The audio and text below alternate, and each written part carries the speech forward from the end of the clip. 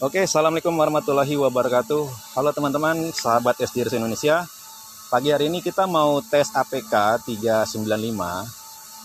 Ini APK modifikasi dari Om Kiki. Yang sebelumnya di grup itu di deskripsi itu linknya hanya 394 ya, tapi ini yang 395. Kita mau tes jarak pakai SDRC F11S versi jadul teman-teman ya. Jadi ini baterai juga udah agak embung, jadi mungkin saya tidak bisa explore jarak terlalu jauh. Ya semampunya aja ya, kita terbang nanti ke arah sana teman-teman. Oke, check it out, kita gaskan saja teman-teman ya. Oke, mantap. Armada yang kita pergunakan untuk tes APK 395 kali ini adalah SDRC F11 versi 1. Oke, kita langsung take off saja. Ini di salah satu perumahan di Citra Raya, Tangerang. Oke, pada pagi hari masih jam 6 pagi guys, ya, cuaca masih segar. Jadi di sini perumahan ini memang sedang berbuka. Oke, untuk tampilan APK 395 tidak jauh berbeda dengan sebelumnya yaitu 394. Hanya mungkin ada sedikit modifikasi tampilan pada keterangan waktu penerbangan dan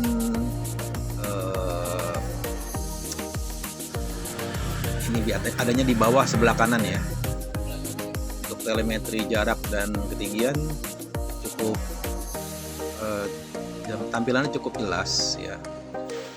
Jarak, nah ini yang membedakan sedikit ya nih, tampilan telemetri jarak dan ketinggian. Enaknya nih kalau di 395 dari jarak misalkan itu di bawahnya ada kecepatan rata-rata. Demikian pula untuk ketinggiannya itu persis di bawahnya juga ketinggian rata-rata. Satuannya menggunakan meter per second. Di jarak hampir 500 ya sudah mulai sedikit nge-lag. Oke, ini udah mulai nge-lag nih guys ya, tapi masih lancar. Nah, perlu teman-teman ketahui, jadi di sini untuk aplikasi tidak ada hubungannya dengan sinyal. Jadi kalau teman-teman merasakan kok pakai APK ini tampilan APK ini bisa nge-lag gitu ya, ataupun terpatah-patah putus-putus FTP-nya, itu tidak ada hubungannya dengan aplikasi. Jadi aplikasi itu tergantung bagaimana kinerja dari HP teman-teman sendiri.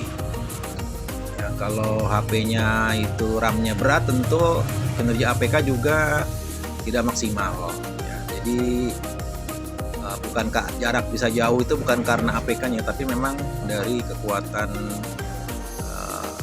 modul dari drone, bukan dari APK teman-teman ya. Oke, ini sudah di jarak 900 meter. Ini saya antenanya original ya, tidak ada modifikasi. Nah, ini baterai masih di 12 volt.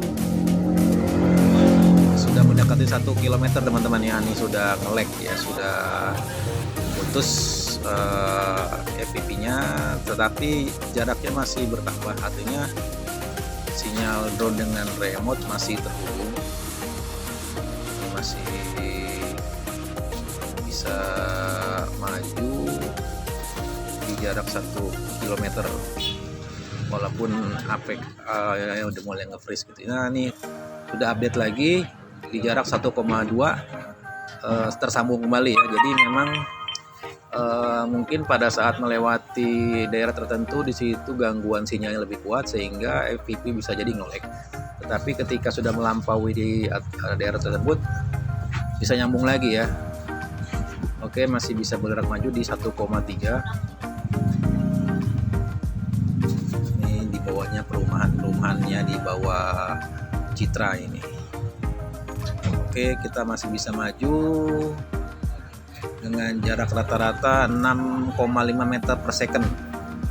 Ini kita pakai mode normal, mungkin sekitar 30 km per jam ya kecepatannya. Oke, hampir mendekati 1,5 kilo. Ya, baterai masih memungkinkan lah ya. Mungkin yang penting jangan kalau V1 di sini tampilan per baterai bukan menggunakan persen tapi menggunakan volt. Jadi teman-teman harus bisa memprediksi ya. Untuk kekuatan baterai, tegangan baterai itu jangan di bawah 11,3 ya. Jadi amannya itu di 11,3 ke atas. Ya, ini di 1,5 sudah nge-freeze dia. Sudah nge-freeze. Apakah masih bisa maju? Ya, ini beberapa kali sih sudah putus koneksi dengan remote, tetapi kemudian masih bisa nyambung lagi. Masih coba saya dorong.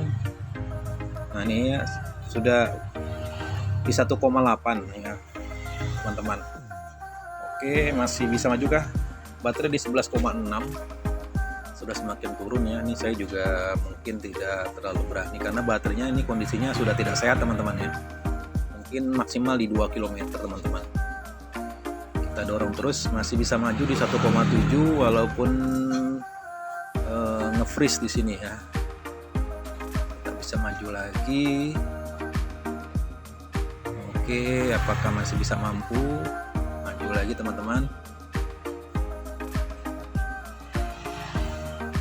Nah, jadi di APK 395 di sini sudah saya pakai beberapa kali. Tes jarak di perkotaan juga kemarin menggunakan F5 Pro, mampu menembus jarak 1,8 ya. Nah, ini kita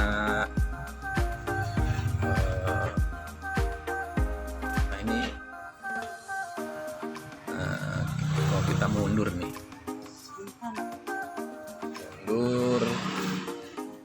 tapi jaraknya masih bertambah ya, 1,8 dan nge-freeze dia.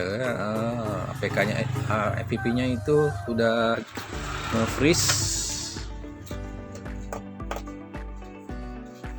Masih bisa maju di 1,9 ya, tembus di 2 km teman-teman.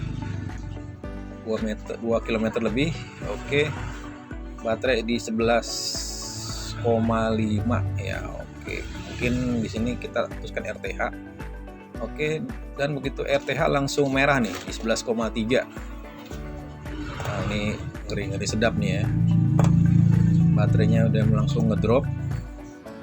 Apakah mampu kembali dengan selamat nih atau landing darurat?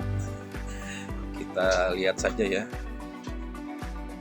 Drone kembali. Untung pada pagi hari ini angin tidak terlalu kencang ya. Kalau angin kencang nih udah wassalam ini.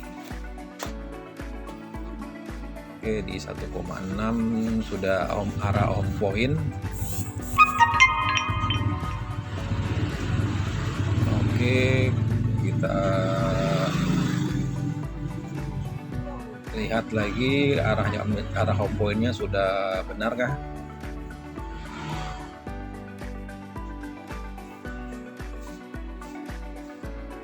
Baterai di 11,3 volt. Ini sudah critical limit ini ya. Baterainya ya, ada notifikasi drone low voltage ya. Untung anginnya nggak kencang. Kalau angin kencang yakin saya ini udah gak kuat lawan angin, pasti turun ini. Jarak masih lumayan jauh di 1,2. Oke, kita turunkan ketinggian secara perlahan-lahan. Sebenarnya kalau baterainya sehat saya yakin masih mampu sih ya di atas 2 km. Oke, jadi V1 ini masa pemakaian sudah di atas 2 tahun teman-teman ya. Cukup kuat ya untuk ukuran drone di sini ya. Masih mampu terbang long range, menembus 2 km.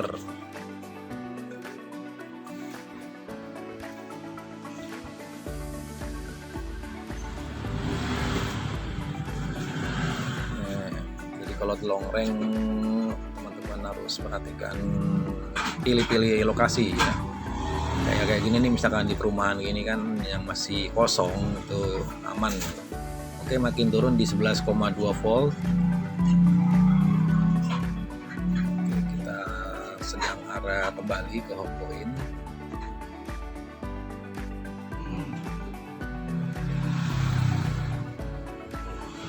Waktu time flight-nya di sini 10 menit 30 detik ya. Jadi durasi terbang kelihatannya nggak sampai 15 menit teman-teman ya, sekitar 10 menitan. Oke, sudah mulai dekat. Nah, home point-nya sudah kelihatan di depan, dan kita turunkan terus ketinggiannya.